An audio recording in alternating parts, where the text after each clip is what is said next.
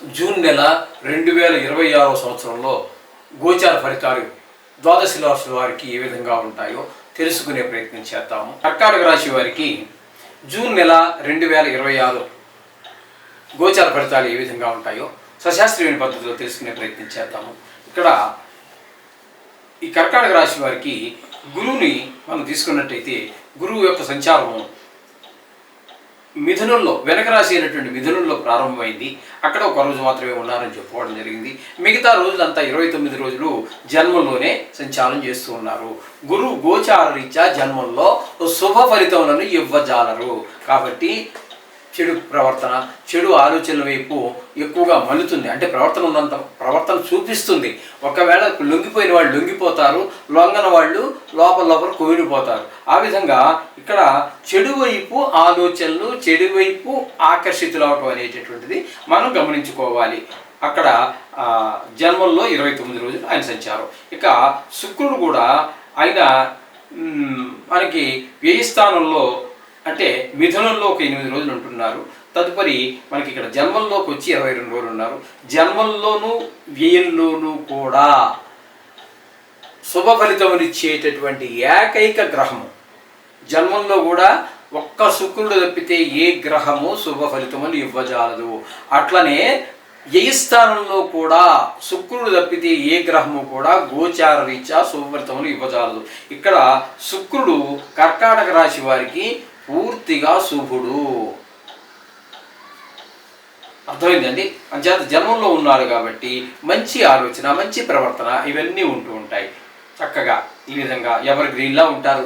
శుక్రుడి యొక్క అనుకూలత ఉన్నవాళ్ళు బాగా ఎప్పుడు ఎవర్ గ్రీన్లా ఉంటూ ఉంటారు. మాసిపోయిన గెడ్డము, మాసిపోయిన బట్టలు వేసుకోవటము, తల కటింగ్ చేసుకోవటం, ఇట్లాంటివి ఈ వికృతమైనటువంటి రూపానికి ప్రిఫరెన్స్ ఇవ్వరు. వాళ్ళు ఎప్పుడు నీట్గా ఉండాలనుకుంటారు, చాలా శుభ్రంగా పరిశుభ్రంగా ఉండాలనుకుంటారు. ఆ విధమైన ప్రవర్తన ఉంటుంది. అలాగే శుక్రుడు అనుకూలంగా ఉన్నవాళ్ళు ఏదో కళలో కొద్దిగా కనీసం ప్రావీణ్యం లేకపోతే ప్రవేశం ఉంటూ ఉంటుంది. ఒక్కోడు పాటలు నోట్లోనే హమ్మింగ్ చేసుకుంటూ ఉంటాడు. ఒక్కోడు వదిలిపెడితే విపరీతమైన డ్యాన్స్ కూడా చేస్తూ ఉంటాడు. ఏవో మరి అది సశాస్త్రం కాకపోవచ్చు. కొంతమంది సశాస్త్రీయ నృత్యం నేర్చుకున్న వాళ్ళు, అంటే కూచిపూడి, లైక్ భరతనాట్యం, కథకళి, ఇట్లాంటివన్నీ కూడా అవన్నీ సశాస్త్రీయం. ఇకపోతే బుధుడు మనకి ఒక 22 రోజులు మనకి జన్మంలో సంచారం చేస్తున్నారు. అలాగే ఆయన వెనక రాశిలో ప్రారంభమయ్యి అక్కడ 22 రోజులు, ఇక్కడ 8 రోజులు, వ్యయంలో 22 రోజులు, జన్మంలో 8 రోజులు. ఈ 2 స్థానాలలోనూ కూడా బుధుడు మనకి ప్రతికూలమైన ఫలితాలే ఇస్తాడు.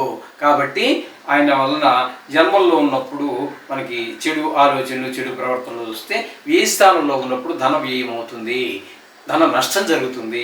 ఇవన్నీ కూడా కొంచెం జాగ్రత్తగా చూసుకోవాల్సినటువంటి విషయాలు. ఇకపోతే ద్వితీయ స్థానంలో కేతు, ఈయన ధనానికి లోటు కలిగిస్తాడు.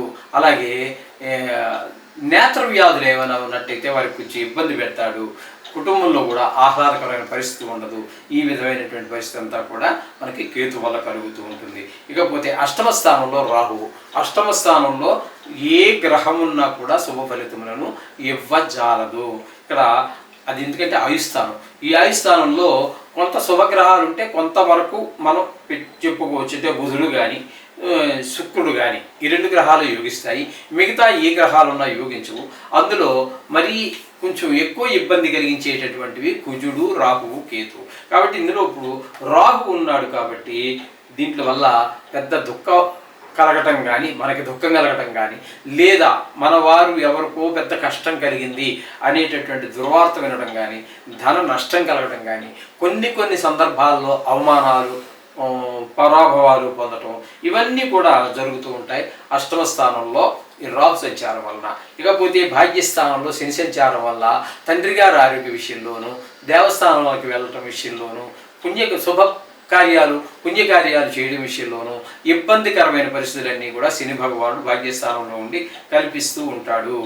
ఇకపోతే దశమ స్థానంలో కుజుడు ఒక 20 రోజులు, దశమ స్థానంలో కుజుడు 20 రోజులు కూడా వృత్తిపరమైన ఇబ్బందులు కలగజేస్తాడు. తదుపరి ఏకాదశ స్థానంలో ప్రవేశించి ఒక 10 రోజులు ఉంటాడు. అక్కడ మాత్రం ఈ కుజుడు 10 రోజులు కూడా ఆర్థికమైనటువంటి ఇబ్బందులు లేకుండా లాభస్థానం అంటారు దాన్ని. అందుచేత మనకి ఏదో ముట్టుకున్నా శుభ్రం ధనానికి లోటు లేకుండా చూస్తూ ఉంటాడు. అదే స్థానంలో ఆయనతో పాటుగా రవి కూడా ఉన్నారు. రవికి నిజానికి చెప్పాలంటే అది ఉచ్చస్థానం. ఇక్కడ స్థానాలతో పని ఏమి లేదండి. ఉచ్చస్థానమా నీచస్థానమా అనేటువంటి దాంతో పని లేదు. ఏ స్థానం అంటే ఇక్కడ 11వ స్థానం కాబట్టి ఆయన కూడా ఈ కుజుడు ఇచ్చేటటువంటి ఫలితాన్ని, ఈ రవి కుజుడు ఇద్దరూ కూడా ఏకాదశి స్థానంలో ఉన్న కారణంగా ధనానికి లోటు లేకుండా మీరు ఏ పని చేసినా అందులో నైపుణ్యం బయటపడుతుంది. నైపుణ్యం ద్వారా మరింత ఆదాయం పెరుగుతుంది. ఏదో ఒక పని చేసేవాడిని మనం, వాడు కూలీ ఇచ్చాడు, లేదా కూలీ కాకపోతే ఏదో దానికి రెమ్యూనరేషన్ ఇచ్చాడు, అది ఏదో చేసామంటే వాడు ఏదో ఇచ్చామన్నట్టు ఉంటుంది. వాడు అనుకున్న దానికంటే మన నైపుణ్యం మనకు ఉంది కాబట్టి ఆ పనిని మరింత గొప్పగా మనం చేస్తే, వాడికి నచ్చితే, వాడు మన దగ్గర 10 రూపాయలకే లేకపోతే 100 రూపాయలకో మాట్లాడినవాడు మన పని వాడికి నచ్చి 100 అనుకున్నది 200 కూడా వేసి పంపిస్తాడు. ఇంత చాలా బాగా చేసేవయ్యా అని మనకు ఒక అప్రిషియేట్ చేసి మనకు అక్కడి నుంచి ఈ విధంగా మనకు ఎక్స్ట్రా ధనం ఇచ్చేటట్టు అవకాశం కూడా మనకి ఉంటుంది. ఈ విధంగా రవి కుజుడు ఇద్దరు కూడా పాక్షికంగానే ఆయన 15 రోజులు, ఈయన 10 రోజులు మనకి అనుకూలమైన ఫలితాలు ఇస్తూ ఉన్నారు. ఈ స్థానంలో గురువు ఒకే ఒక్క రోజు అని చెప్పుకున్నాము. తదుపరి 29 రోజులు కర్కాటకంలో అంటే జన్మంలోనే సంచారం చేస్తున్నారు. జన్మంలో కానీ అటు ఏ స్థానంలో కానీ గురువు శుభ ఫలితములను ఇవ్వజాలరు. తద్వారా మనకి ఈ చెడు ఆలోచనలు, చెడు ఖర్చులు, చెడ్డ పనులకి డబ్బులు ఖర్చు చేయటం లాంటివన్నీ ఏ స్థానంలో ఉంటే అసలు చేతికి ధనమే అందకుండా చెడు ప్రవర్తన వైపు, చెడు ఆలోచన వైపు, మనకి అక్కర్లేని వాటి కోసం ధనాన్ని ఖర్చు చేయటము, ఇలాంటివన్నీ కూడా గురువు జన్మంలో ఉండటం ద్వారా ఏర్పడుతూ ఉంటాయి. ఇకపోతే శుక్రుని యొక్క సంచారం తీసుకున్నట్టయితే ఏ స్థానంలో అంటే మిథునంలో 8 రోజులు, జన్మమైనటువంటి కర్కాటకంలో ఒక 22 రోజుల సంచారం. ఈ 2 స్థానాలలోనూ కూడా యోగిస్తున్నాడు కాబట్టి మనకి చాలా చక్కటి ఫలితాలన్నీ కూడా ధన లాభము అన్నీ ఉంటాయి. అలాగే జన్మల్లో ఉన్నారు కాబట్టి మంచి ప్రవర్తన, మంచి ఆలోచన, ఈ విధమైనటువంటివన్నీ కూడా మనకి శుక్రుడి వల్ల కలుగుతూ ఉన్నాయి. శుక్రుడు కూడా మనకి చాలా అనుకూలమైనటువంటి ఫలితాలన్నీ ఇస్తూ ఉన్నాడు. ఇక్కడ బుధుని కనుక తీసుకున్నట్టయితే మనకి వ్యయ స్థానంలో ఒక 22 రోజులు, జన్మల్లో 8 రోజులు. ఇక్కడ మనకి అనుకూలమైన ఫలితాలు అయితే రావట్లేదు. ఇది ఒకటి మీరు గమనించుకోవాల్సినటువంటి విషయం. కాబట్టి మొత్తంగా కర్కాటక రాశి వారికి శుక్రుడు పూర్తి అనుకూలుడు ఏమండి. అలాగే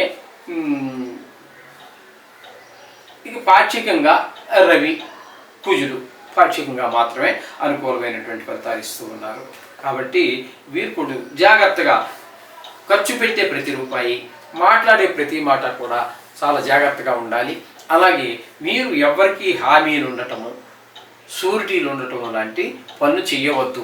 మీకు ఎంత ఆప్తమిత్రుడైనా, ఎవరైనా సరే, సొంత అన్నగారు కూడా కావచ్చుగాక, ఇదిగోరా బాబు నా దగ్గర ఇగో ఈ 10,000 ఉన్నా తీసుకుని పో, ఈ చారిటీగా ఇచ్చేయండి, వదిలిపోతుంది. 10 లక్షలకు మీరు షూరిటీ పెట్టారనుకోండి, ఓ 10,000 ఇవ్వడానికి 10 లక్షలు తీర్చడానికి ఎంత వ్యత్యాసం ఉంటుంది? ఏం చేస్తాడు అతను? మీకు కావాలని చేయకపోవచ్చు, అతని పరిస్థితి, అతని గ్రహచార రీత్యా అతని పరిస్థితి తిరగబడిపోయింది. మీకు ఇవ్వాలి, సొంత అన్నే లేకపోతే సొంత తమ్ముడే లేకపోతే సొంత బామ్మర్దే ఇవ్వాలని మనసులో ఉంది. కానీ ఆ గ్రహ సంచార రీత్యా వాడి పరిస్థితి తిరగబడినప్పుడు ఏం చేస్తాడు? మేమని తిప్పేస్తాడు కిందకి. ఎందుకంటే సూటి మధ్యలో మీరు ఉన్నారు కదా, మీరు కూడా తిరగబడిపోతారు. అందుచేత వాటికి చాలా చాలా దూరంగా ఉండండి. ఇది గమనించుకోండి. శుభం భూయాత్.